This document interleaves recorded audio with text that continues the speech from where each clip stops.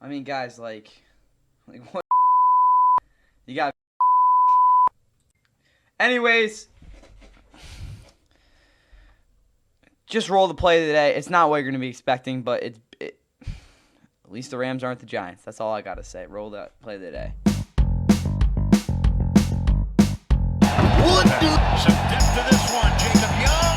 He got it on the fly. He caught it. Oh, my. His foot.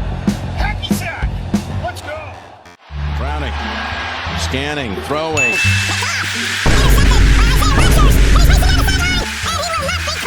The third quarter kick. That's Fant. Lost. On the field, it's Chase. Looks down the field. He lost the football. Recovered by Minnesota. Guess who hit it out, Jim? Was it Rodgers? It was Rodgers.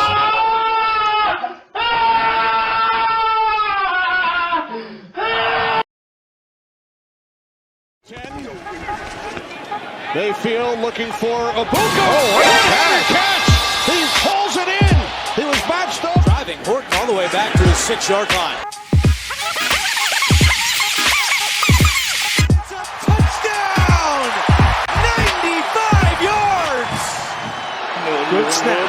Good hold. The kick is on the way. The kick is good! Dean returns it 55 yards. Good feet of him. What's going on?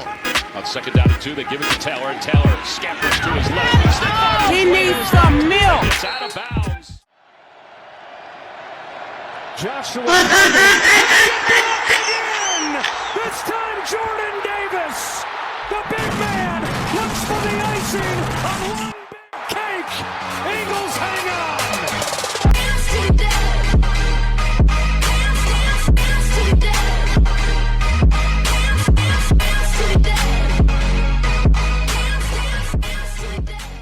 Steelers and Patriots. This rivalry goes back to 1972, and it's renewed today in Foxborough. Stevenson, he gets the carry, and he fumbles the ball! And the Steelers have it! Circling is Darius Slay. Bell is in there, first and goal now for Pittsburgh. Pitch it, Gainwell will go wide, and he'll cut it inside for the touchdown. Before he took the head coaching job in Atlanta. Rodgers, timing route to the end zone. It's caught by Metcalf. Touchdown. Gibson in the backfield. Steelers press the line. Fake it, toss it, wide open. Touchdown, Hunter Henry. Oh, if they snap the ball. They do. Toss it. Stevenson's got it. The ball is just inside the 3. May will fire it. It's picked off. Vrabel in Tennessee, they signed to a 3-year, $43.5 million deal. Rodgers intercepted by Spillane. Stevenson, single setback. The run, and Stevenson stumbles in. Unless he was brought down first. Hard to wrap your brain around. They have a chance to do it here. Gibson, and that ball's free. Went for it on 4th and 1 earlier, made it. This is a 4th and 2. May, over the middle, catch May, Henry, touchdown. In trouble, May, oh, he loses the ball. The fumbles continue. Rodgers dials it up. End zone, touchdown, Calvin Austin. Using one of those that they practice all the time. Rushes on, May throws, catch, adjustment, Douglas. The second effort, he didn't get there. And with that, what is going on, guys? Welcome back to the Fun NFL. Please like and subscribe if you guys enjoy the Week 3 recap. We'll be going through all 14 games that had happened on Sunday. There's a lot of other stuff we'll be getting to. Again, ton of injuries that happened. I may or may not miss all of them, so just be ready for that. But we had 14 games going on, 9 in the early window, 4 in the later windows, and then again Sunday Night Football, which was pretty bad. But we had some crazy games. We had some things that triggered me, some things that may or may not have broken my phone. Again, there's a lot of possibilities, and again, it's still early in the season, so for a lot of teams, again, their seasons are still alive. Bengals. Anyway, though, we are on to The first game that happened Sunday, not really, but again, it's the first game we're going to talk about. It's got the Steelers and Patriots. Steelers behind defense that a lot of people were worrying about going into this game. That was what led them to their win, is they forced 4 fumbles. All of them they recovered for the Steelers. Also forced a pick, not really, but they got a pick off of Drake May. And yeah, 5 turnovers forced, led the way in the 21-14 win. They now move to 2-1. They will be going to double next week for a technical home game against the Vikings, while the Patriots are not looking too hot, but they're 1-2, and they got I don't even know who they're playing next week. Oh, they got the Panthers, so that'll be interesting. Anyway, though, they're also home. Aaron Rodgers, from my notes, Rodgers first won at Gillette as well. He's never won at Gillette, so that's good. He didn't really do much in terms of passing. He might have had like 2 passes downfield, like legitimately. The interception was not good. I don't think it was completely his fault, though. That was still not a good play, though. He went, though, 16 of 23, 139, 2 touchdowns and a pick. And overall, though, for the Steelers, again, the Steelers don't have a defense. How about 5 turnovers, forcing 4 fumbles? That's what I got to say on that. 5 sacks, crap ton of pressures. We look at this defense. Again, 2 sacks from TJ Watt. He had a monster day. I also forced that fumble. But again, 5 total sacks. At least, they had a crap ton of pressures. I can't even tell you. I didn't chart them, again, in terms of we're talking about on a graph or anything like that. But they definitely had a lot. That's what I can tell you there, just off of film. O-line created solid pockets for Aaron Rodgers as well. Like I said, Aaron Rodgers didn't have many passes where he was completely like targeting players downfield. But they still gave him some good room to throw the ball. Running game is still a major issue. They can't run the ball, and until they can, or they just continue not to be able to, this is an offense that will probably not be very good, if I had to guess. Also, again, we look at the total yardage there. The Steelers got outgained by at least 160 yards. Yeah, 369, nice for the Patriots. But it got outgained by 160 yards. Made some big plays on third down, which is true because they did go 4 of 9, but those were timely third down conversions. Rodgers passes far with 509 touchdowns, for the 4th most touchdowns passing in NFL history. That's a good milestone for him. Genuine concern for the foundation of the offense. No threat over the middle. Yeah, they have legitimately no receiver who's going to make plays over the middle. Yes, DK Metcalf can be that guy at times, but his routes aren't really precise to be able to do that. Jonnu Smith has not really been that good so far this year, and Pat Freiermuth is really just not getting used. I don't really know what's going on, but I do know they don't have a real foundation similar to last year with Russ, which is a big issue, especially a quarterback like Aaron Rodgers who can do a lot more than you might think with Russ, despite, again, still not really being a guy that is really going to be throwing the ball over the middle, despite him still being capable of that. I don't know. He hasn't really thrown over the middle for the past 5 years.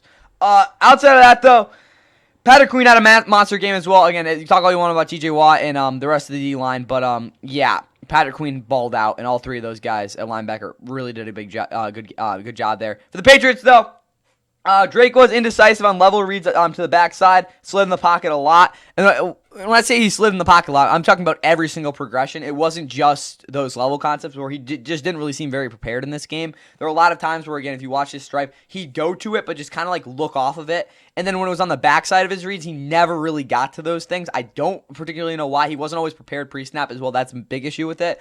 But there was just a lot of reps where I saw like that. Again, that's a primary part of their offense where it just really wasn't working. Despite him having open guys like Stephon Diggs did get open pretty consistently in this game, just didn't really get the targets. Kayshon Boutte wasn't terrible. Demario Douglas, again, just cut him at this point, guys. Just the fact he's getting these snaps is just ridiculous. He's not getting open.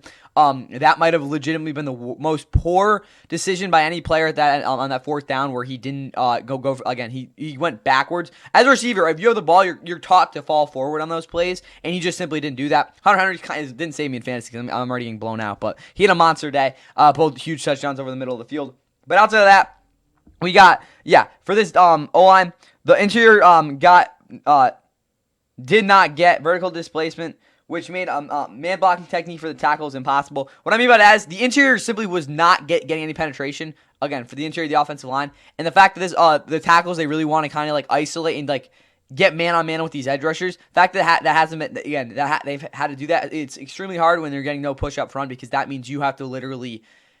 You basically got to hold not the tackles, the edge rushers as a tackle for that even to be possible. Again, with the interior offensive line not getting any penetration up front. Again, that's specifically for the running game.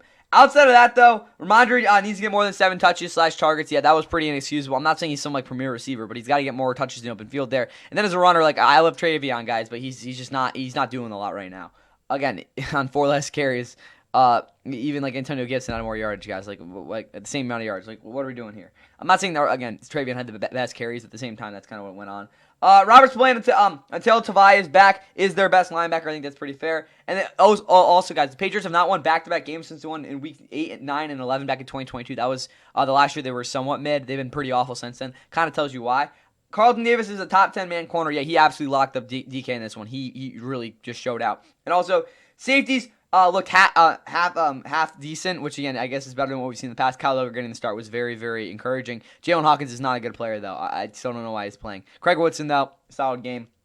Also can't completely dog the pass rush because of how Rodgers was dealing with it. Yeah, he was just kind of pitching the ball out. He wasn't really doing much actual quarterbacking, I guess is the best way to put it. But that's all I got in this game. Solid win for the Steelers, but yeah, offense is going to have to be a lot better next week.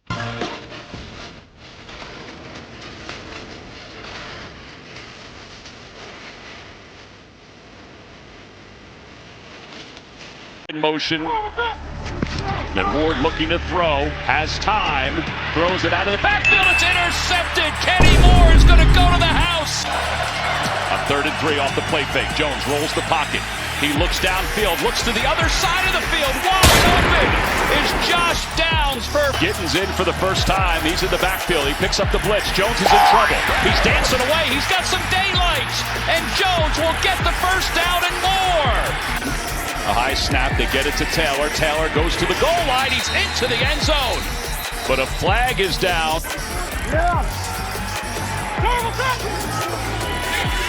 Ward passes the flag fade, and Ridley can't hang on. He had a 63-yarder last year. Good snap. The kick is on its way. It's going to be off to the right. Low snap. The kick is on its way, and it is no good. The 62-yarder from the near hash mark. Good snap. Good hole. Kick is on its way, and it was deflected. On 2nd down from the gun. Jones right through the middle to Pittman, and Pittman toward the goal line. Dives in. It's touchdown, Colts. Ward under center. They hand it to Pollard, who lowers his shoulder, goes through the end zone. Touchdown, Titans. To Taylor. Taylor explodes. Makes a man miss to his right. Spin move, the beauty. Inside the 30. High step into the 25. Inside the 10. Into the end zone. Ridley comes in motion. Tough snap handled by Ward. Ward slings it to the goal line. Touchdown, Titans. He just zipped it in. 2nd goal. They go to him again. He goes to his right, bounces to the edge, trying to get to the goal line. He is in. He kept his feet moving. And Ward, pressure's coming. Ward eludes it. He's trying to run away from it. He's going the wrong way, and he just throws it up for grabs. Indiana Jones continues his trek as the Colts dismantle the Titans 41-20. A game that really was never that close. They put on top of a 17-point first quarter, were able to win this one. They now move to 3-0, the first time this has happened since 2009. I think they started out 13-0. That was one of those Payne years again. I think they started out 13-0 twice and maybe 14-0 another time. But that's besides the point. They're 3-0 for the first time since 2009. They will be heading to LA next week to take on a really pissed Rams squad. That'll be an interesting game to watch. Titans, on the other hand, are now 0-3. They do not look very good. They've gotten, at least the past 2 games, really boat raced in a lot of ways, especially in the second half at times. But overall, it wasn't their worst game. They just don't look very good. And they also have a tough one next week against the Texans, who I don't even know. Maybe if considering how the Texans can't score, could definitely be a game they could take advantage of. But they're now on a 9-game losing streak dating back to last season, while the Colts are, I don't even know what they're doing, bro. They're doing their own thing. That's what I can tell you, though. Anyway, though, for the Colts, Kenny Moore has 4 pick sixes in his career. 3 are off of rookie quarterbacks. Again, this week he had 1. He had 2 against Bryce Young back in 2023 as well, so that's good to mention. Indiana Jones, 3 plus touchdowns, 3 or more rushing touchdowns in his first 3 games with no turnovers. Again, that's cumulative. That is an NFL record. Not NFL record. It's the first time that's happened. No NFL quarterback has had 3 rushing touchdowns and 3 passing touchdowns in the first 3 weeks of the season with no turnovers. But Daniel Jones said, "You know what? I'm just that good." He did it, bro. Indiana Jones knows what's going on. Outside of that, though, JT's actually better than he's ever been. Again, I'm not gonna act like I don't see him putting up maybe 1,800 yards like he did in 2021. But this is the best version of Jonathan Taylor we have ever seen. He is impossible to tackle. He's just getting downhill so fast. And I think the Rams are going to get absolutely mauled by him next week. But we'll see what actually happens. But yeah, Jonathan Taylor is better than he was back in 2020. He's been that good so far this season. Pittman touchdown was tough. Yeah. Again, I haven't really seen him box out and make a play like that in a couple years now. Maybe, you could say argue 2023, but he hasn't really made plays like that very recently. Also had his best game in a while. Alec Pierce that is, and Josh Downs both had very solid games. Neither of them had put up like anything crazy in terms of numbers, but still pretty explosive. That's what they need out of those guys. I mean, not really Josh Downs. They will probably want them a volume out of him, but still, him being able to do that, especially on that big crossing route, was nice to see. Colts O-line has been the best in the NFL this season. I don't think that's really an argument. They blocked so well for Jonathan Taylor, and they have created some absolutely massive pockets for Indiana Jones. Outside of that, though, they did punt, which kind of sucked. So, again, they've won punt so far this year. Safeties were literally linebackers. I don't think there was one play where they were actually in, like, true. I mean, they obviously were. But still, there were a lot of plays where they were not in too high. They were basically just playing the run or just making Cam dare them, throw them on them deep. Which, again, he didn't really do that at all. So, Cam Bynum kind of not really the most eventful week from him. Other than that, though, Tyquan Lewis has three legit moves plus a good inside counter. When I talk about his good 3 moves, he has a very good speed to power, decent actually straight arm as well. Or stiff arm, what do you want to call it, on that is another power move. And again, his one really good speed move is that speed rip. He really gets people going with that. And also, again, has really solid inside counter off of that as well. So, yeah, Tyquan Lewis is very, very good pass rusher so far this season. Stewart and Buckner totally dominated. Yeah, they just absolutely destroyed. I could use another word for that Titans interior line, but I'm not going to use that. Anyway, though, for the Titans, not very good. Couldn't run the ball even in garbage time. Yeah, that was rough. Tony Pollard did not have his best game.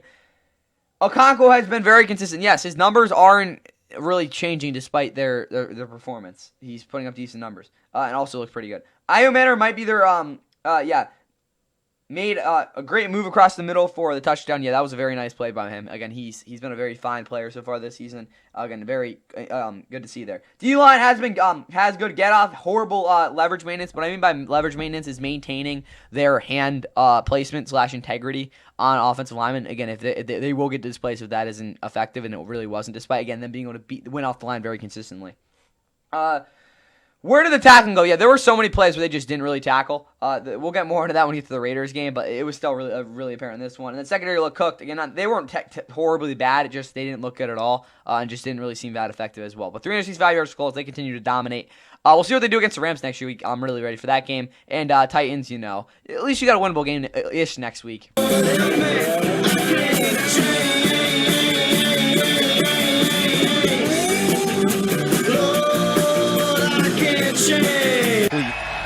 This officially will be a 52-yard attempt. Kaimi Fairbairn, this one winding right. Corners already in his 4th year in the league, penalized. Fresh set of downs, and they take full advantage. Bashal Tutin. Offensive line. And they miss. Connection with Christian Kirk. C.J. Stroud's pass is picked. Jordan Lewis with a snatch. On 3rd and 10, Lawrence protected. Lawrence picked. Jalen Petrie. Field and try to get ourselves a touchdown. C.J. Stroud wide open. Collins. And it's a Sunday stroll in the park. 3rd down pass. Completes. Collins football's out.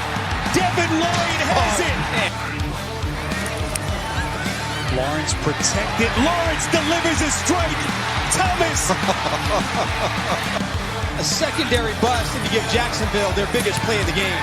ETN, and he's in for the Jacksonville touchdown. Here they come. Hines Allen around the edge. Stroud's pass. They may have gotten a piece, and that is picked.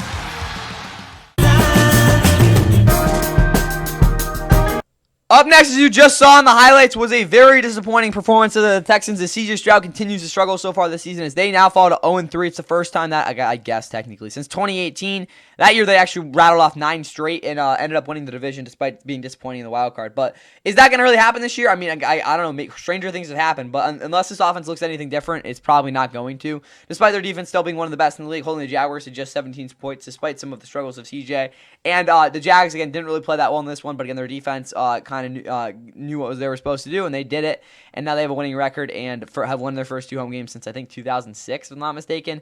And they will be taking on the Niners next week in in San Fran, and if they get lucky, especially with how Nick Bosa's doing, yeah, he's out the season sort of thing, there's a chance they win that one too and get to 3-1 for the first time, and I don't even know how long. Texans, meanwhile, Titans at home. I mean, that's about as good as you can get for you guys. With that said, though, like I said, CJ kind of struggled in this one, to say the least. He looked awful in the pocket. There were so many plays where he just absolutely overthrew his receiver, just completely misread the play. It was bad. I don't think it was completely his fault. The O-line was not good in terms of the pass rush adjustments. There were plays where they just were not doing what I think CJ was anticipating them to do. And also the secondary for the Jags had a really, really good game. But outside of that, CJ, again, he kind of just sucked, to be honest with you guys. With that said, though, legitimately have the worst offense in football. I honestly think so. This offense is brutally bad to watch. It's rough out there. Stroud looked like, yeah, you know what? Nico, other than the fumble, really finally showed up. Yeah, other than that, again, even the blown coverage play, Nico Collins had a massive game. Again, the fumble was brutal, but, like, guys, you can't blame him. He was literally the only guy in this offense doing much of anything. O-line is cooked. Yeah, they're just not good. Not really talented. Again, that's kind of what happens when you trade one of the best left tackles or offensive linemen in football. Like, I don't know why they did that with Laremy Tunsil. Cap cuts, all that crap. That's just a bunch of BS. No idea what they're doing there. D has to create / step up even more than this. Yeah, they're gonna have to start creating turnovers. This team's gonna win a game. It's that simple. Again, as good as they've been playing, it really doesn't matter if they can't, force a turnover here and there, or just elevate to a level that, again, we've seen in past Texans defenses with, like, J.J. Watt, but even then, I love Will Anderson, or even, again, not even Daniel Hunter. They don't have J.J. Watt on this team right now. Yeah, they're going to suck for the rest of the year if they continue to play like that. This is not good.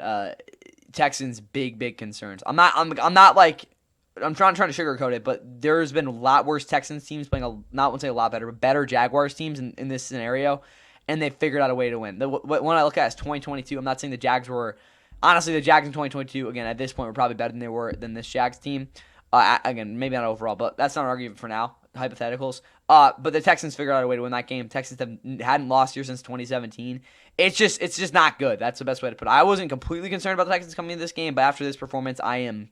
Again, the defense is still really good, but, like, it's not looking good right now for the Jags. Speaking of that, though, run game was tested and was not good. Yeah, they don't really run the ball very well, again, if they don't have a decent bit of space, to say the least. But Travis Etienne still, I think, had an okay game. But I don't know, Brashal Tuden, whatever the heck they're calling him, he's okay, I guess. Brennan Strange is a possession threat. I think that is fair to say. I mean, a lot of his catches were more of a possession target than anything, but still had a good game. BJJ made a huge play there, despite, not really his best game. Tackles sort of held up. I'm not saying they played awesome. They didn't get completely, like, caved in on every play, though, which, again, is a start. Travis Hunter continues to struggle to get open, despite having one nice play. And that's kind of being a little bit nice there. Secondary, other than 2 plays, was awesome. Yeah, they were really good. I mean, again, there was really coverage bust, and there was another play where they didn't look very good. But other than that, again, I'll be honest, I didn't even remember that other play on film. I just had to mark it. But yeah, overall, they were really freaking good. Travis Hunter actually played a lot on defense too, so that was cool to see. Other than that, though, great discipline on D-line / linebackers for play action. Yeah, they didn't really buy it at all. I mean, I wouldn't either, because considering how the Texans' running game is. But solid game by really actually great game by that Jags defense. We'll see another great defensive performance in a little bit. But now let's get to yeah, this game was wild. Baker Mayfield and the Buccaneers in their home opener, getting set to take on Tyrod Taylor and the New York Jets. From the 37, Taylor hit as he gets rid of it, and it's caught by Garrett Wilson. Gets something set for 3. First and goal, slant, touchdown.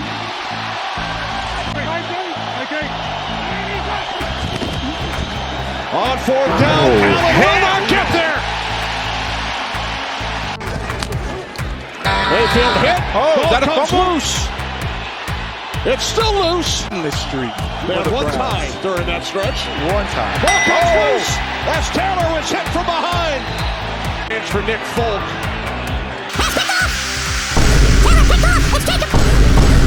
Takes it all the way back. 3rd and 9, Mayfield looking. Stays on his feet. Cuts to the outside. To himself. Across the middle, Garrett Wilson, touchdown. 4th and goal. Taylor looking end zone. He throws. Touchdown. Out. 2nd down and 7. Fake toss to Irving. Mayfield looking. That's the marker. 1st down and more. Still going.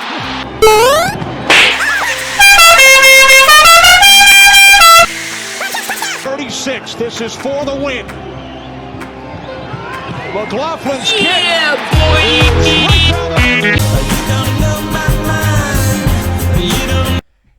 And the Bucks, despite being as injured as you can get, figure out a way to pull this one out. Unlike the Rams, as they hit a game-winning field goal that wasn't blocked, and knock off the Jets 29-27, send the Jets home at 0-3. They're not going to be home next week. They're heading to Miami on Monday Night Football, so I guess a day off there. But Bucks are now 3-0 for the first time since 2005. They host the Eagles next week in a very, very big game for them, but they're not fully healthy, so I'm not expecting too much out of them. But very good attrition from them. Big bounce back win despite being up 23-6 and nearly blowing the game. They figured out a way to win this one. Baker kind of was composed, but yeah, I'm not really looking too great with the Bucks. But still, very fine win from them, and this game was crazy. First start with Tyrod Taylor. With him, yeah, he is the Jets' best passing option right now. Is he better than Justin Fields? I hope so, but he might be their best passer right now because consistently he was getting through his progressions, even though, again, the pick was really just not good. Again, when he got through his reads, it wasn't always the most, amazing thing, but he at least ran this offense somewhat smoothly. Other than that, though, even with the game flow, considering, again, they were down most of this game, again, getting 17 points put on them in the second quarter, and it really wasn't, again, especially with how they were on first down, it wasn't a game where they're going to run the ball that much. They still didn't run enough. Again, I understand, the game flow, I'm fully understand how it went, but, what was it? Breece Hall should have got, not saying he should have got more than 9 carries, but, there were some plays where I was like, what are they doing here? They definitely could have ran the ball a little bit better. Other than that, though, Garrett Wilson, it was a check down merger. He might have only had 3 plays where he actually had a legit A dot on this game because it was consistently just curl routes and making it work sort of thing. Even a lot of hitches too. I mean, that's the same route, but it was different context. Allen Lazard's side, again, he had a touchdown. That was about it, though. And again, they have no other receivers, so it doesn't really matter what I talk about with the rest of those guys. Sauce and Stevens didn't give up separation, but didn't get into the tracking thing. Yeah, they didn't track the ball whatsoever in this game, despite, I think, maybe gave them collectively 0.7 yards of separation per route, which, again, isn't actually that great. But for them in this game, considering, again, how they were playing recently, was a pretty good showing. Good blitz mesh with simulated pressures as well. I really like those adjustments by Aaron Glenn. He did a good job with that. Again, Aaron Glenn gets these guys playing, especially focusing on the little things. Yeah, at this point in the game, guys, they could have just rolled over and died and said, yeah, we suck, we're going to lose. But again, we're talking about block kicks and stuff. That is the little things. They really timed things up there, really were focused. This entire team was in that fourth quarter. It's kind of a shame they lost as well.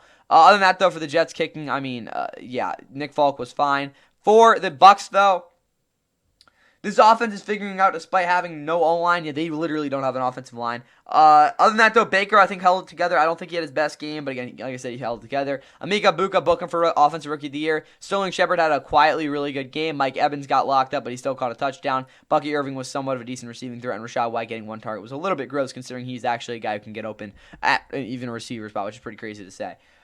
Again, Baker also had a big run. Yeah, probably won't have an efficient running game for a while. Again, until they get someone back on that offensive line, I don't see how, again, maybe even Tristan Wirfs next week. I don't see how this running game is going to have much success at all. Just, again, they have absolutely nothing up front that's going to really work. It's really just the fact, again, they're going to get beat consistently up there. And then if you can't, hold up for, at least a couple seconds, it's really hard to get anything going. Again, just getting beat out, not even just off the line, like when first contact happens. Mike Evans isn't winning off the line. That is true. That's kind of why he got locked up. He just simply was not, again, against man press. He was not doing his best. But again, Sauce is really good there, so not the end of the world. David and Dennis, my bad, are working well together. Yeah, where is he? If I can find him, where's Dennis? Oh yeah. So Zavrosia, Dennis was really good in coverage, and then the lot to David and him, they just really traded off well in this game. I gotta shut those guys out. First 3-0 2005. Benjamin Morrison still looked unprepared. Yeah, I don't know what it is, but he just doesn't really seem to completely understand this defense despite being so, instinctively inclined. And then, McCollum and Tyke had great games in coverage. Yeah, they really did do a good job. And several wow moments versus Garrett Wilson. Neither one of them was truly on an island versus him, but they did a very good job on that guy. Anyway, though, that's all I got for the Bucks. Good win for you. Not gooner for you. Good win for you. Hopefully you don't get mauled by you're not going to get mauled by the Eagles, but hopefully you show up against the Eagles next week and maybe do something similar to last year. Jordan Love and the Pack are back in a big way with home wins over both Detroit and Washington so far. Today they take their show on the road to Cleveland. Pressure up the middle, and he's down. Garrett got there. Some help up the gut from Aiden Huntington. Roll to the left. Flacco going deep, looking for Judy, and it's intercepted. Xavier McKinney with his first pick. Jacobs across the 30, breaking free. Jacobs with a first down and more. Touchdown here. Play action. Love on the roll. The pump. Pressure comes. He finds his open man, and it's a touchdown. John Fitzpatrick. And they will anyway. One last play. Love under heat. Pressure comes, and he's blasted by Schlesinger. Love from the end zone down the sideline. Wide open. It's Golden. He is Golden. Judkins with a hole, and Judkins has speed. Down the left sideline. Judkins out of bounds inside the Packer 30 at the 28. Four-man rush. Love throws. Intercepted. Picked off. Grant Delpit down the sideline. Inside the 10. Flacco turns. Gives it to the rookie. Judkins into the end zone. It's a Cleveland touchdown. The right hash. Daniel Whelan the hold. The kick is blocked. It is blocked. Of an astronaut, well, that's me looking for weed.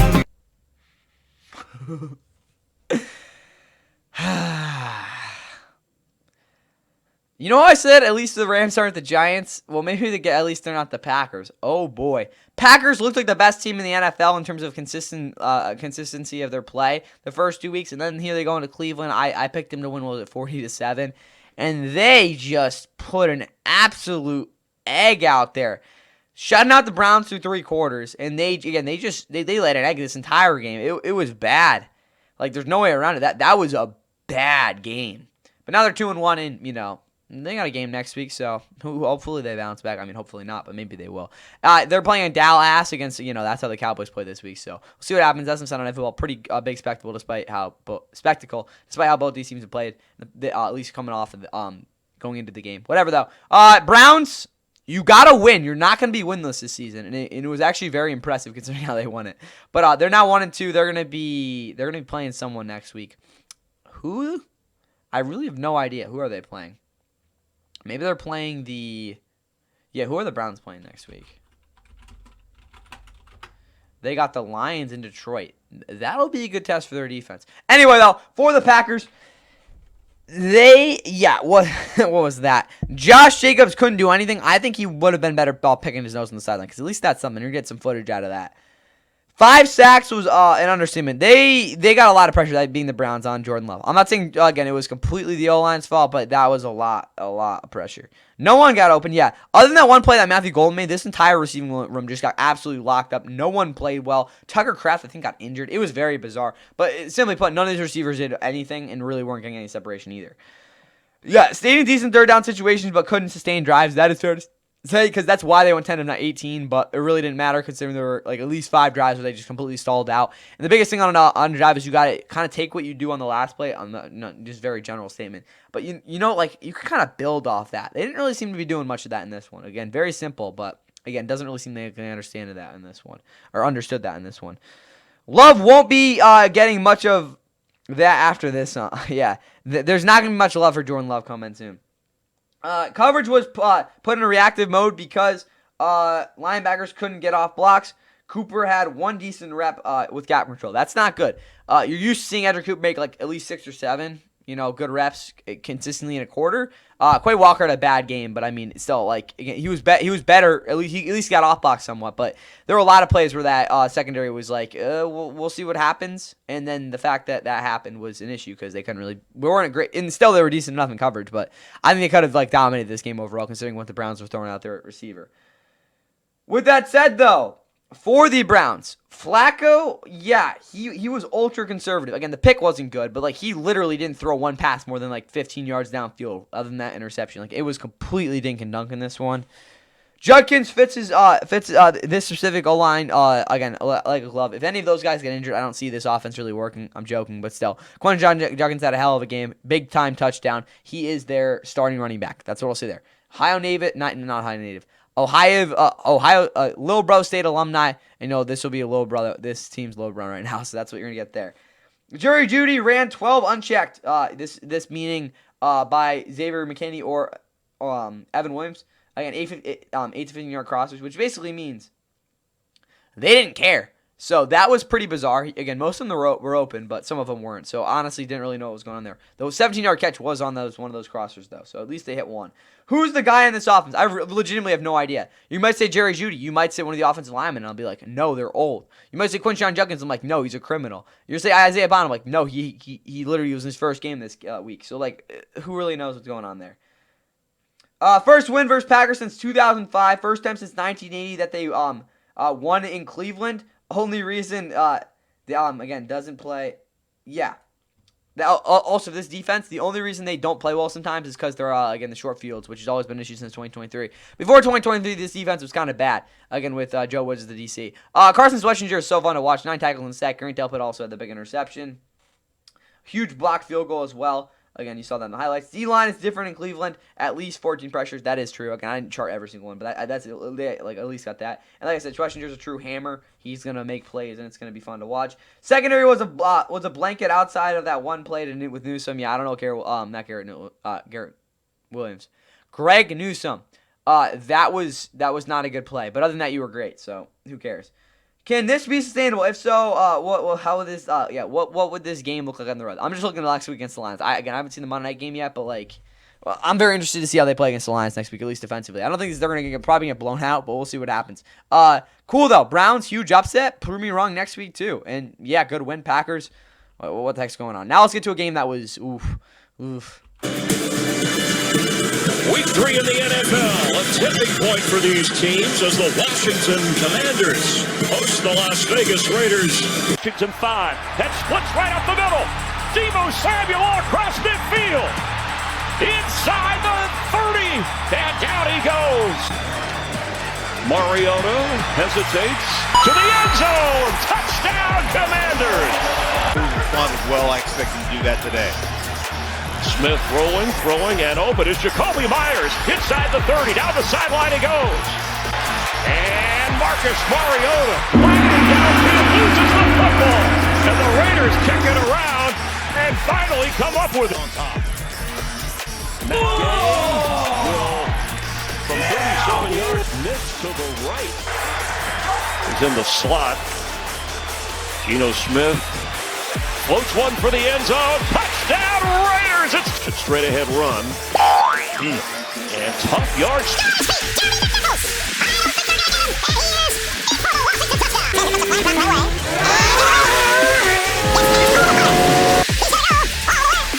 We're at 16 yards. There it is. And there's another escape for the moment. And the pass, delivers it right on target. Mariota throwing and open is Terry McLaurin. They wanted the deep shot. They got it. Rookie Krusty Merritt straight ahead. Touchdown, Commanders. 13 minutes to go. Smith dumps it off. Turner to the end zone. Touchdown, Las Vegas Raiders. One of those whitewash type games. Going deep. Turner. Tucker. That's Trey Tucker. In for the touchdown. On the football field, Mariota just running it. And here throwing it because he wants to close the game out, but instead McCaffrey will take it into the end zone.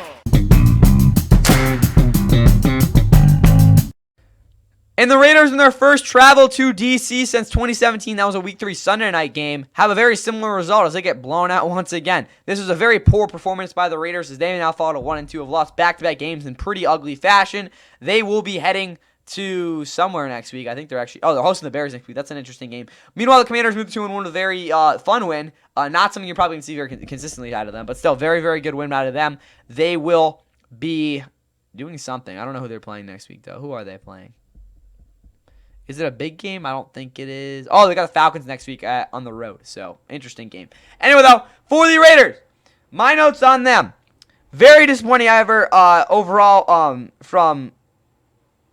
Yeah, defense in terms of tackling and wrapping up. The fact they gave that touchdown to Jeremy McNichols probably earns like 50 suicides. That was bad, like really, really bad.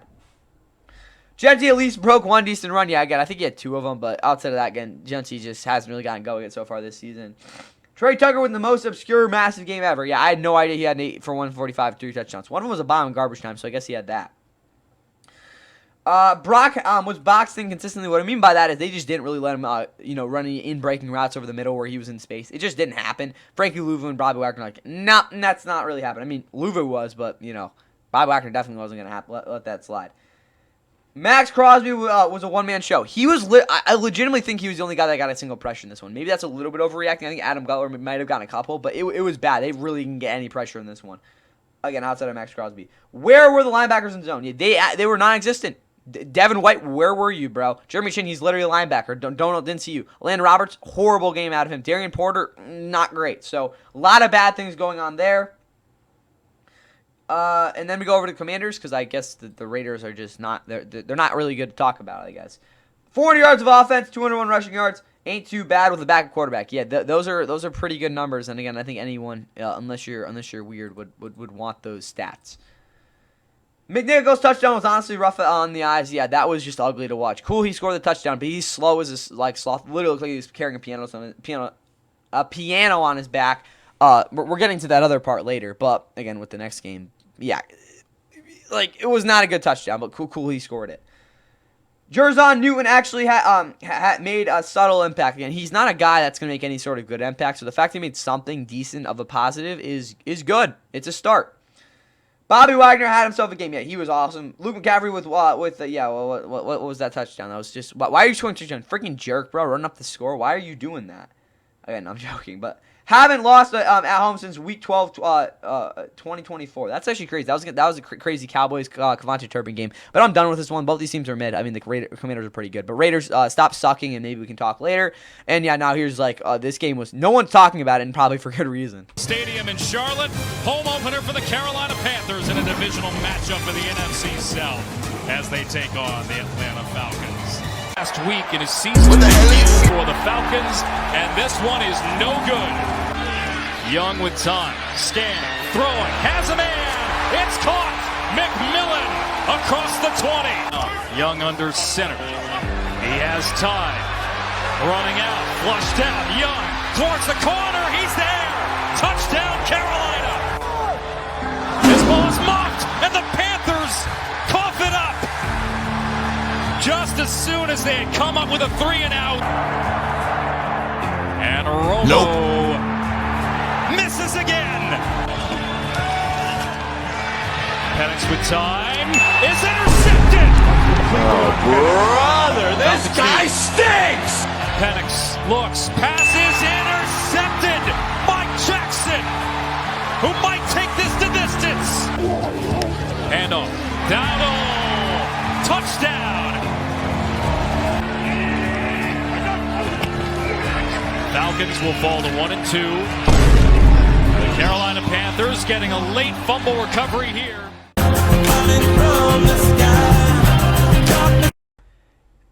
And as expected, the Panthers pull off an absolute spanking and shutout over the Falcons. Again, everyone expected this defense to come in here and be like, you know what, Falcons, you guys just suck. We're just going to absolutely destroy you and just put you on your knees. And that's exactly what they did. And the Falcons better be running out of here pretty quick. With that said, though, Panthers are now 1-2. They get the first win of the season. They are decent. I don't know, not really. They'll be playing the Patriots next week on the road. Falcons, you get a home game next week. Please don't get shut out against the Commanders. A lot of questions about Michael Penix Jr. and the fact that he didn't really whip it out in this one. It was not good. But Kirk Cousins, is he the starter now? Probably not. That's what I'll say there. But Michael Penix was absolutely trash. Just not very good. Best way to put it. He threw a pick six, threw another pick to Mike Jackson. Not Michael Jackson, Mike Jackson. And not just not a good game from him. Pretty simply put, he was pretty atrocious. Other than that, yeah, no one saw that coming. What is going on here? Should Cousins get a run? Honestly, I'd say so, but they're probably not going to let him do that. Bijan with 13 carries was absolutely disgusting. I don't care that you guys were down 20-0. That, again, you guys should not have gotten shut out. That's that simple. Both wide receivers had brutal games. Drake London did not get open. Darnell Mooney just dropped every pass that was thrown at him. And Kyle Pitts just simply did not get open. Again, it wasn't just the fact that he sucked. He just did not get open this game. He's like, yeah, you know what? I don't want to get thrown out. I'm just not going to really run that many routes. Last time getting shut out was Thursday Night Football Week 11, 2021 versus Patriots. That's when the Patriots had Mac Jones, and their defense was supposed to be really good, but they really weren't that good. But anyway, yeah, good stuff from the Falcons. The defense didn't even play that bad. Maybe a little inconsistent in terms of pressure. They actually, honestly, I'm not going to complain about the pressure. Yeah, they only had one true sack, but they got at least 5 pressures. Again, containing was a little bit of an issue, but overall this defense was very sound, and I can't really complain too much from them. Other than that, though, that's a rule I got on the Falcons, guys. This is just pathetic performance. Get out of my face offense. Now move over to the Panthers.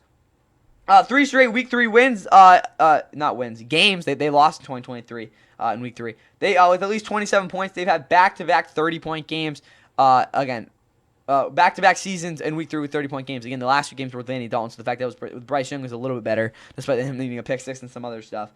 Also, this is their first 30-point win since Week 17, 2014. That was also against Falcons. That was actually at the Georgia Dome in Atlanta. That was for the division. That was the year, again, that I think it was Ryan Lindsley or whatever the hell his name was, played against, it wasn't even Cam Newton. It was someone else in that wild card game. That was a bizarre game. But still, Panthers, I guess you won, but it was just like the biggest one they've had in a long time. And then also first shutout since Week 11, 2020. That was in Stafford as the Lions quarterback. That was a brutal game to watch.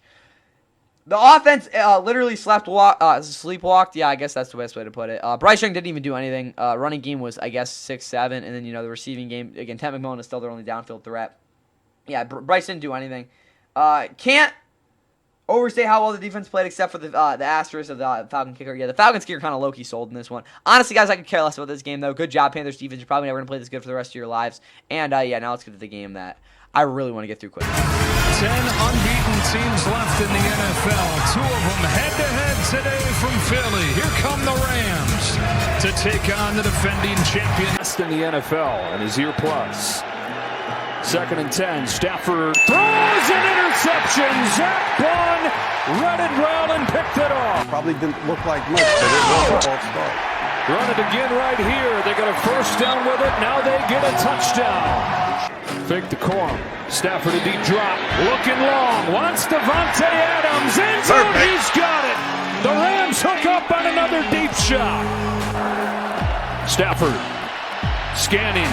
Stafford throwing incomplete. And Higbee's go 3 yards on that first play. Hurts gets pounded. The ball is out.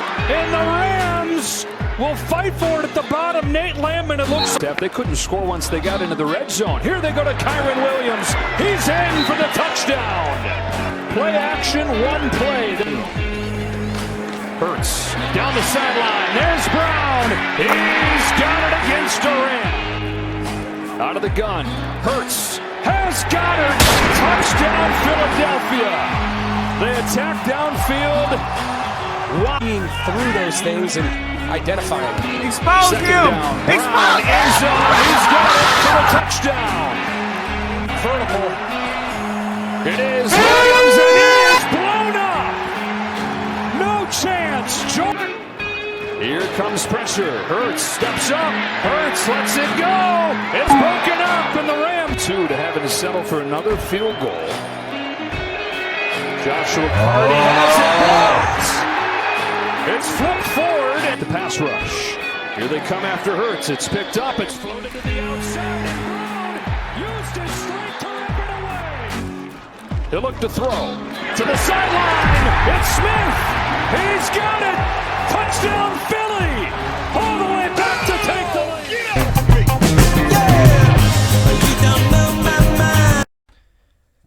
You already got my raw reaction in the intro, but for this game specifically, again, the final score doesn't really do anything to tell you what it actually happened. But again, Bad Beats will have this one later anyway. Again, that's SVP's thing. Anyway, though, battle undefeated teams, the Rams just simply put blew this game. This was their game to say we're the best effing team in the NFC, and it's not even particularly close. What ended up happening? Well, a lot of things, and football related we'll get into a little bit, but yeah, this game, again, like, you can't make this stuff up. Like, Eagles just can't lose. They haven't lost at the Lynx since week 2 of last year. Jalen Hurts just hasn't lost a game since week 4 of last year. It's like, even with the Rams playing again, I understand the field goals and all that, but about as complete of a game in like the first 20 minutes of this thing, for them to lose the way they did is just absolutely crazy. And even then, they just needed one of those kicks to not get blocked and they would have won this game. It's that simple. Like, last year they were 14 yards away. This year they freaking goddamn kick, 2 block kicks away from winning this game. absolutely absurd, but hats off to, not really hats off to the Eagles. They shouldn't even won this game in the first place. Tush push and all that. I'm not making hats to the Eagles. The Rams are a better team, but they fall to 2-1. They'll be heading against the Colts next week. That'll be a fun game to watch. Eagles, yeah, battle of unbeaten teams against the Bucs next week in the early window. It's pretty bad. Anyway, though, Stafford, again, I don't want to get too deep into it, but yeah, he wasn't good enough in this game. He missed a lot of throws. There were some plays where I didn't really know why he was trying to throw the Puka so consistently. Again, obviously, he's one of the best receivers in football, but realistically, that wasn't always the best decision from him. The pick was absolutely inexcusable. Again, bombed Davante Adams, but it definitely wasn't one of his best games. And if Stafford just played somewhat to where he's usually plays, they would have won this game. Like, again, so many would have won these things. Again, they should have won this game. A lot of it's simply that. Kyren, again, the Rams ran the ball at the friggin' Eagles' will. Like, they ran it so well. Again, very rare you see the running game out like this against the Eagles squad, but they just absolutely dominated up front. And it really sucks that they didn't really use this, again, consistently. Kind of just, like, going away from the run at some points. Again, something not the end of the world. Like, Kyren at least got 20 carries. Off of that, though, yeah, the biggest issues, though, was the fact, again, they didn't finish in the red zone. I think they were, like, 1 of 4, 2 of 5, whatever one you want to qualify it as. Either way, it wasn't good enough. And then this defense, again, they looked like the best defense we've seen in a minute. In the first half, again, Jalen Hurts could do absolutely nothing. And then the second half, the corners got exposed. The D-line got no pressure, again, whatsoever consistently. And, again, they just absolutely, Kobe Durant, outside that one play, I think he was probably the least to blame at corner. But Darius Williams got abused, and Amanda Forbes, again, we all know he gets owned by A.J. Brown. He got tossed. It wasn't a good scene there. The linebackers, I don't think, had their best game in the second half either. It just wasn't a really good scene for that defense in the second half. And, again, hopefully they play better next week. Josh Carter really didn't miss 2 kicks. They were both blocked. Again, the kicking unit needs to be completely overhauled, to be honest with you guys, because there's, again, even if you had the best kicking unit just in NFL history for whatever reason, again, I'm not an expert on that, but and they gave up again, got 2 kicks blocked. You're like, okay, yeah, even at that point, you got to get rid of these guys. Like, figure something out there, because again, I understand that Jalen Carter and Jordan Davis, again, shout out to him, are again 2 of the stronger defensive linemen in football. Again, there's no excuse for them being able to do what they did against you guys, especially again against kicking unit. Again, that's just inexcusable. There's no way around that. Other than that, though, yeah. Jalen Hurts didn't have to make any reads. Again, everyone's like, oh, what a second half he had. Cool, he put up big numbers. He didn't have to make one actual read, and like half his passes weren't even that good. A.J. Brown, again, we all know is a top 10 at the very least receiver. Devontae Smith had a huge touchdown. Dallas Goedert was wide open. He was parting the Red Sea on that touchdown. I think like freaking Helen Keller would have made that throw. Saquon got just absolutely barreled. Like he couldn't do anything in this game, which again is really the one silver lining for the Rams in this one. But at the end of the day, guys, they had to win the goddamn game. They didn't do that. So at that point, I don't really care. Very disappointing. Again, brutal way to lose this one. Defensively, I don't even care. Cool, you got some pressure at some points, but again, the Rams, they should have won this game. They were the better team. They're the better team in general. Hopefully this doesn't come back to bite them, but there's probably a 100% chance it will. And yeah, we'll see what happens to the Eagles next week, but I'm not going to try to flip out too much over this one, even though it was about as bad as it could get. Again, it was a 6-7 for sure. 26-7, 26-27, all that crap. Yeah, I'm done with this game, though. You are looking live at U.S. Bank Stadium in Minneapolis. It's a battle of backup quarterbacks. Jake Browning for the Bengals, Carson Wentz for the Vikings. Starting at left tackle, also out with a concussion, inactive. Here is Wentz. He's got his man. It's Oliver for the touchdown. Here in a second 28 as Mason is in for another Minnesota touchdown. Here he just hands it off. P-Ryan fumbled. Oh my goodness, where's Rodgers? Recovered by Minnesota. Tied. And this kick's got plenty of distance. And it's good. First and goal. Give Mason in for a second touchdown. Tracy talked to Coach Taylor. He said it at half. We need to have it, pride, etc. Intercepted. You're the scout team, and right here, you got to throw it like that. He's got a touchdown pass to Hawkinson.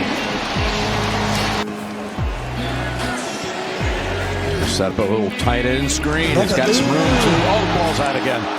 But recovered by Browning, looking for options. Finds one here with a flag down. It's Sample. He got across. We'll check the flag. Handoff on the first play. The ball came out.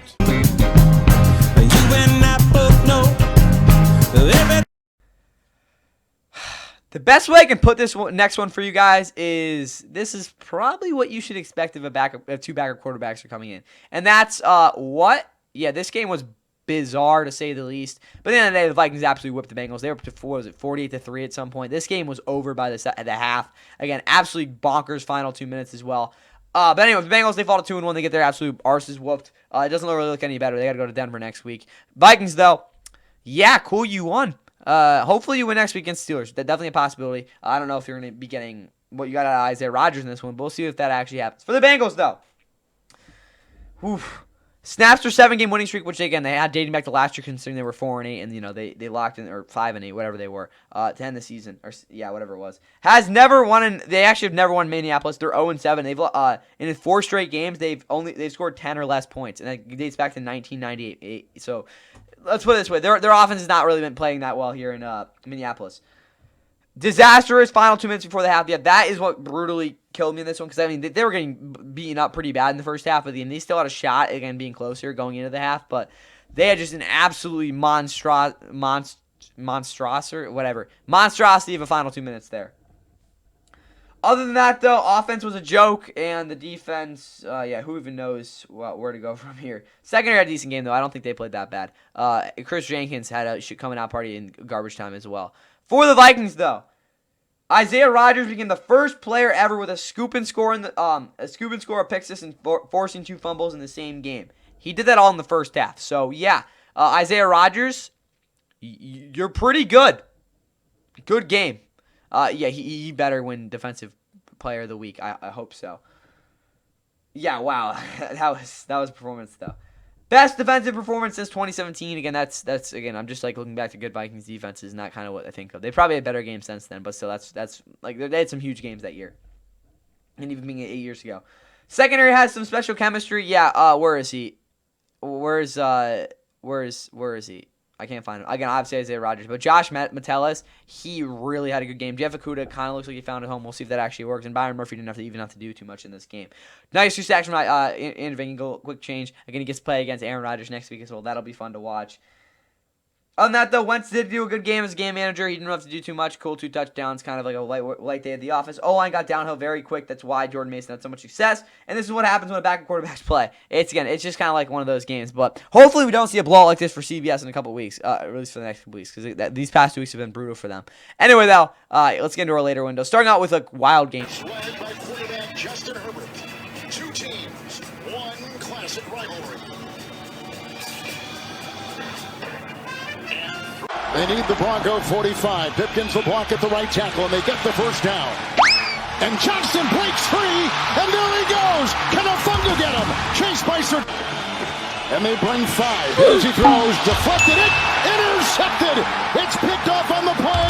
Brandon Jones. Second down. Got away from Tillman.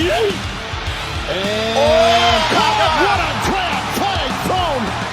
Johnston on the move. Hampton gets the call. Touchdown with ease. And which they do. 4th and 2.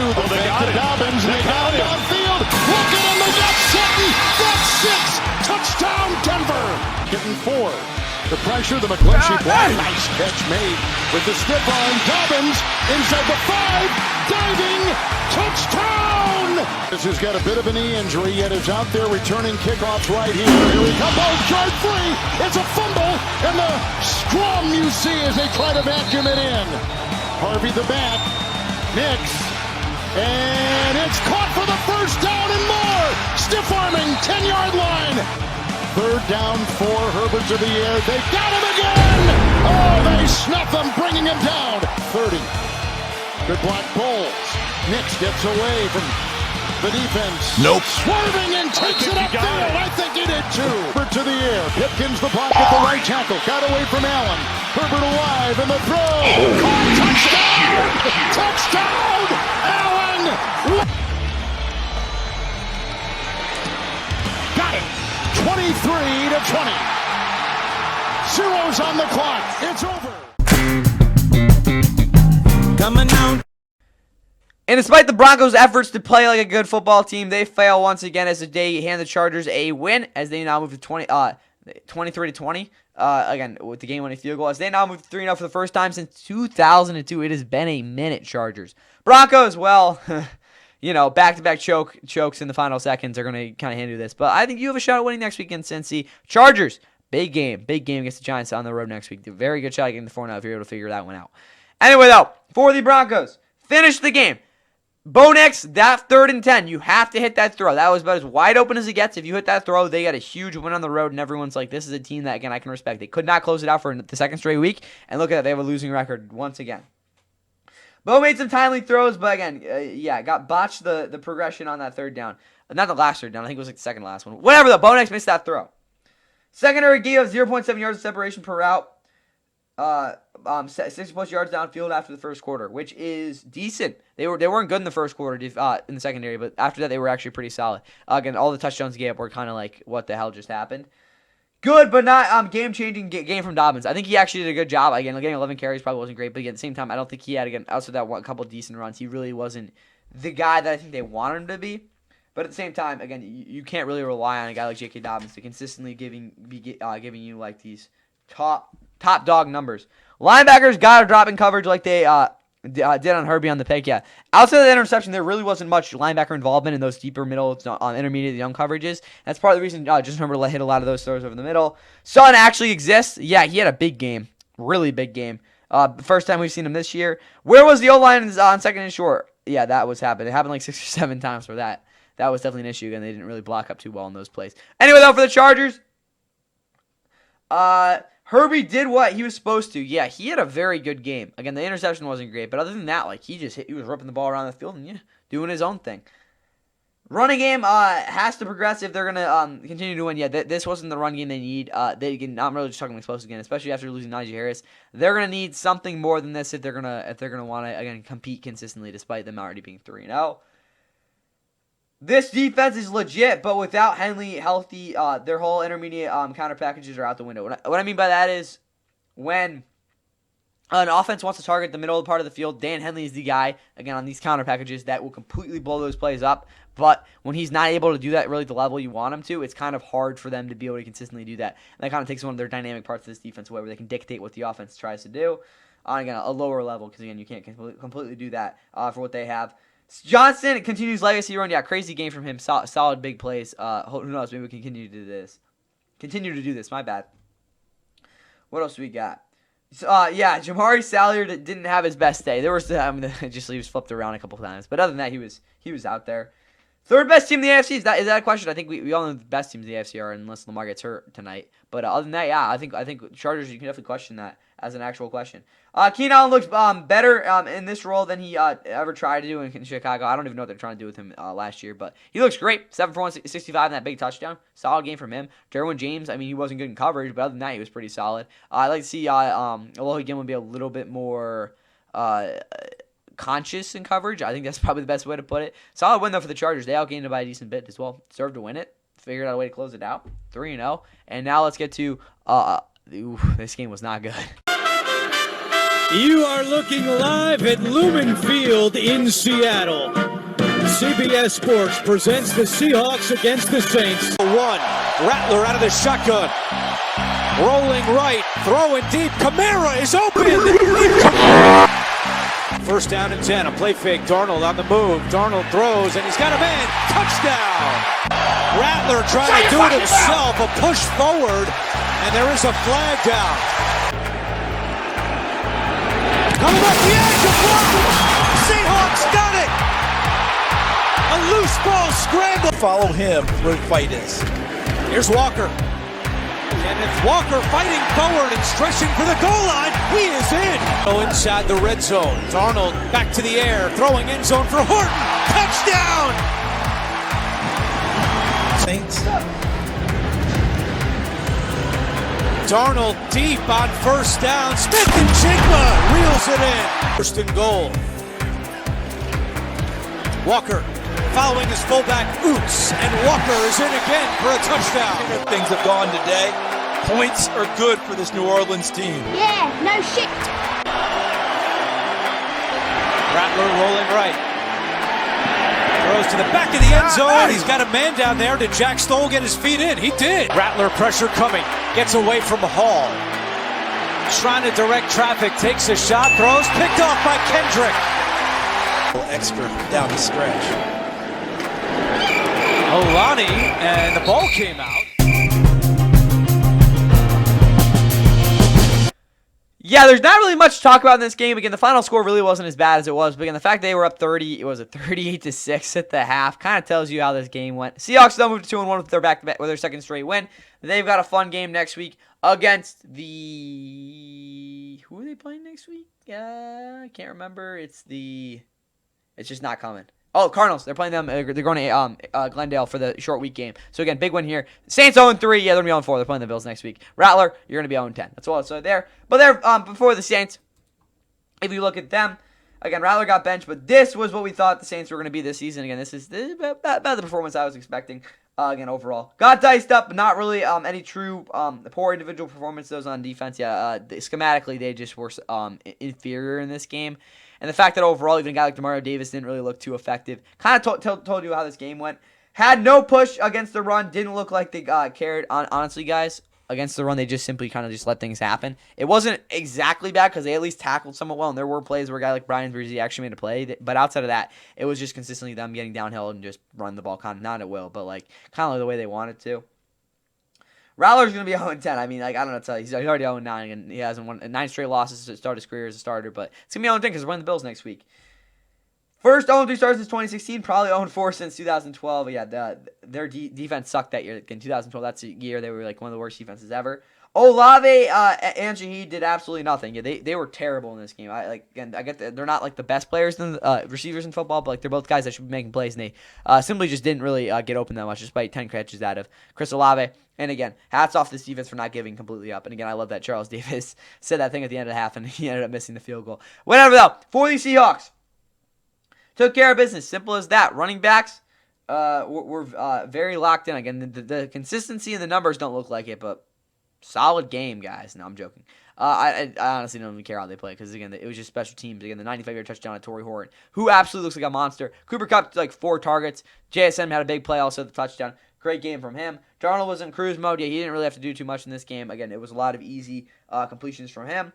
Play a good team, please. I want to see what you guys can do against them, and that's all I got for you guys here. Defensively, honestly, they didn't have to really do too much. It was a lot of containing and not giving up the big play, and it worked. Good for them. That's what I got for you guys here. Also, Alvin Kamara, not his greatest game either. So, yeah, the Seahawks, again, the yardage wasn't anything drastic, but again, the special teams plays were what decided this game. The block punt, the touchdown on the punt return, and a lot of other things kind of just accumulated in how this game went. So all I got for you guys here, though. Turn over to an undefeated versus undefeated matchup that no one really cared to watch. They're off to a 2-0 start for the first time in 4 years, and despite an injury to Brock Purdy, Mac Jones stepped in last week and got the Niners to 2-0 as well. They'll give it to Connor, who was lined up as an up back that time, almost like a fullback positioning, so hit the game winner. And Ryland's going to miss this one wide right from 56. Murray going to take a shot, open man, busted coverage, and Marvin Harrison dropped the ball with nobody around him. Murray towards the sticks, and a spinning catch by Michael Wilson for the first down. Out of the gun, on 4th down, under pressure, McCaffrey will get blown up by Wilson. Jones takes a shot, it is Pearsall! Did he hold on? He did! It's McCaffrey off the fake. Jones floats it. He's checked. Touchdown. First of the day. Fake it. Murray. Throw it. McBride holds on for the touchdown. Mac Jones got a man in Pearsall, but he throws it away. Picked off by the Rabbit. Mac Jones in the end zone. Flag is thrown. Still on his feet. He's got to get out of there. And on one good leg, he's dozen times before and win the game with his leg. Sweeps it. Delivers it. And San Francisco is in first place. They win it at the Horn. Two major injuries for both these teams as they both probably lost this game. Niners, though, moved to 3-0 for the first time since 2023. Yeah. Also a big factor for the Niners. They have started 3-0 3 times this century, 2019, 2023. Now this year, again, they made the Super Bowl those other 2 years. Hopefully, probably not going to happen this year considering Nick Bosa tore his ACL for the second time in his career. Other time was back in 2020. Niners just getting absolutely tortured with injuries, but are finding ways to win, especially against the Cardinals team, again, where they put a decent defensive performance together, who are now 2-1. They lose to running back James Conner, who absolutely dismantled his leg. Hopefully he can recover, even though he's an older running back. Hopefully he can recover. Cardinals, though, short week, though. Got to bounce back there against the Seahawks on Thursday. Niners will be hosting the Jags next week in a very interesting game. For the Cardinals, though, very bizarre performance from Kyler Murray. He simply was putting the ball where he was supposed to, but at the same time wasn't always maybe making the correct reads. So, again, the safety was bizarre for this team as well. But, again, Marvin Harrison, again, I think that drop he had kind of just encompasses how his career, for the most part, has gone so far. Just not really where it needs to be. Trey McBride, a nice touchdown running game, I guess, was there. Not really. It was kind of a tough performance there. O-line, though, I think did do a good job. Other than that, though, yeah, Connor loss is massive. Yeah, Jesus. Kyler couldn't see over the O-line. Again, he never can see, but that was definitely apparent in this game. D-line got constant penetration. That is something I really noticed, especially on the All-22. There were several plays where they just completely just shifted that pocket and made it really hard for Mac Jones to get the football out. Physical approaching secondary is fascinating. I'm not saying it's good, but it's fascinating. And overall, guys, I honestly don't give a crap about the Cardinals in this game. It sucks that James Conner got injured. That's what I'll say there. But other than that, I honestly just do not care about this team. For the Niners, though, until they beat the Rams. Mac prevailed. Let Shanahan do the work. Yeah, there were very little Mac Jones kind of, I don't say taking over, but making adjustments. It was basically like, Kyle knows what he's going to do. He's going to help me out here. I'm going to figure it out. CMC got tossed. Yeah, that was a rough play, but I mean, he didn't really run the ball well. Again, the Cardinals made that a priority. Again, solid receiving game, I guess. 10 catches, a little bit too much for me, but whatever. Ricky Pearsall for 117. He had a massive third down catch. He had a huge game, though. He looks to be like the receiver of the future as he looks even more and more promising. Yeah, huge play from Pearsall. Defense had saved the day once again. Yeah, that was a huge last drive from them. We'll see how, again, that continues throughout the rest of the season. Losing Nick Bosa is going to be a big issue. O-line, they tried. I don't think they were good, but they definitely tried. Yeah, Nick Bosa, oof, that's rough. And yeah, Michael Williams realized he was the first round pick once Nick Bosa left. He's gonna have to continue to realizing that if he's gonna actually play well. Maybe realizing it, yeah, he played well in the second half. Made it work outside of Fred Warner. He's so good. Yeah, again, what I mean by that is Fred Warner is gonna do his own thing and it's gonna work out for you. But yeah, the rest of those linebackers, they made it work with those guys. Hats off to them though. But honestly, I could care less about this game. See the Niners in a week or two. Cardinals. I don't know. I think we're playing you guys in a month. That's all I got for you guys here. Let's get to, I guess, 2 major games today. Not really. This next game was a stinker. The other one was definitely a stinker. It is America's Game of the Week from the Windy City in Chicago on a gorgeous summer-like day. It's the Dallas Cowboys and the Chicago Bears. 3rd and 8, blitz coming. It's picked up. Oh, Williams has a man wide open. He's got it. Touchdown, Odunze. To hear the Bears, a little flick to Swift, trying to get a flea flicker. Up there, Williams recovers, throws a seed, has a man, and it's caught for a touchdown. Luther Burden's first in the league. On the fake, Prescott rolling, floating. Pickens one-hander, touchdown, Cowboys. 4-man rush. Some pressure gets Swift. No one's there. DeAndre Swift, first down and more. Makes a great move. Swift with the speed. Williams firing. Commit. Touchdown, Chicago. 4th and goal. Williams looking. Pressure. Oh, no! We suck again! 4-man rush. Prescott looking around. Pickens has dropped it, and it's picked off. Tremaine Edmonds in the right place at the right time. 5. Here comes everybody. Prescott has a moment, comes near side. It is held onto and caught for a first down by Ryan Flanoy. Prescott looking, can't find anyone floating. Intercepted again by Tremaine Edmonds. His second on the day, and the back zips one, and it's picked off. Kevin Byard's got it for the Bears, and that will officially seal the deal.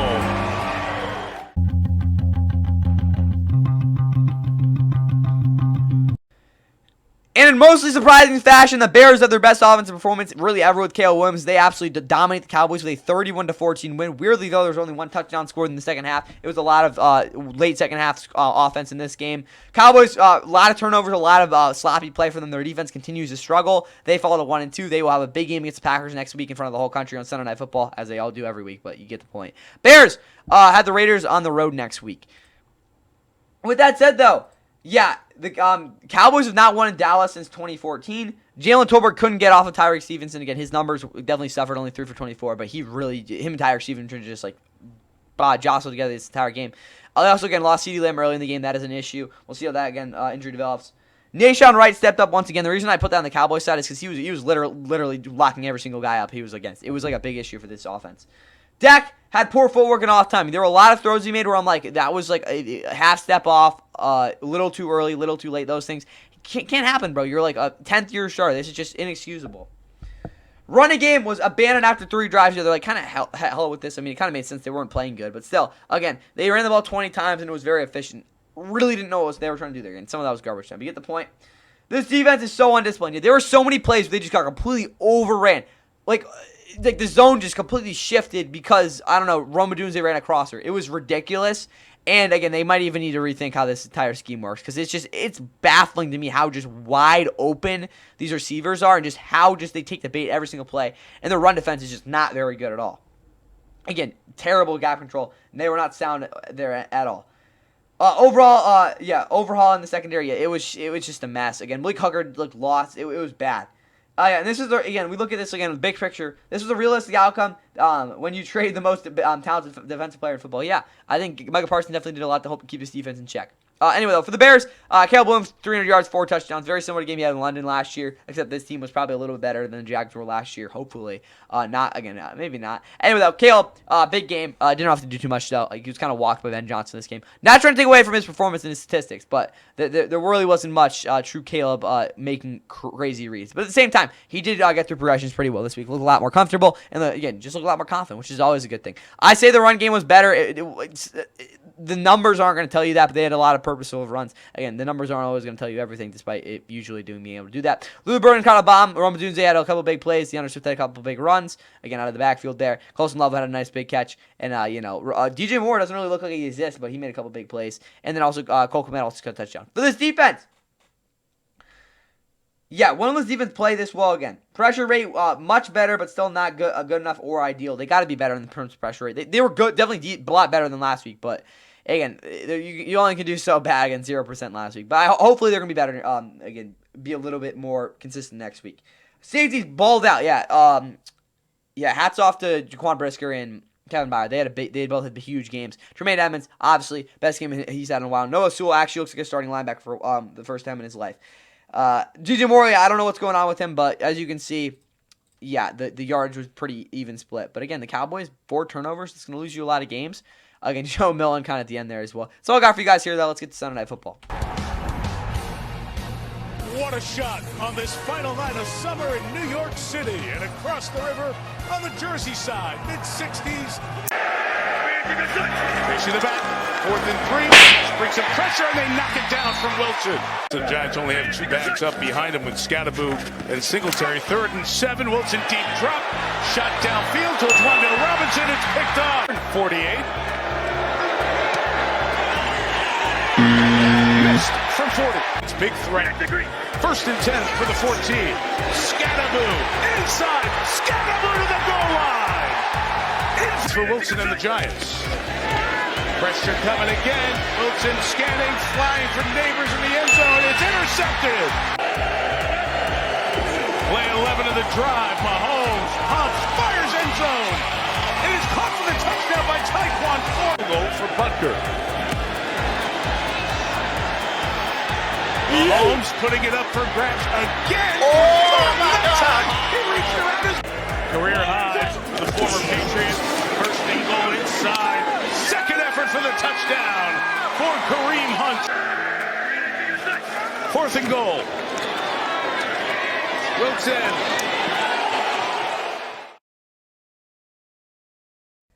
And on Sunday Night Football, the Chiefs used their, I don't know, defensive prowess to hold on and knock off the Giants in a pretty ugly win. As they now get their first win of the season, avoid their first 0-3 start since 2011. They will be hosting the Ravens next weekend on a monster game. Giants are not looking great. They're 0-3.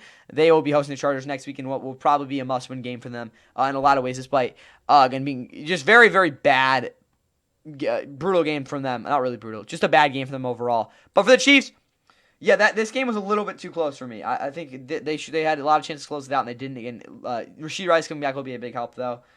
First win at the Giants, not at MetLife, but at the Giants. Again, they were 0-7 coming into this one. Travis, yeah, he is absolutely washed, guys. Travis Kelce, bro, just hang up the cleats after the year if you win the Super Bowl, if that even happens. Mahomes had a hell of a game. Again, the numbers might not tell you that. He might not have looked the most accurate in terms of his deep passing, but he was a lot better than he has been for the past couple seasons, and he was just completely, again, managing this game for this offense. It really was the only guy making things happen.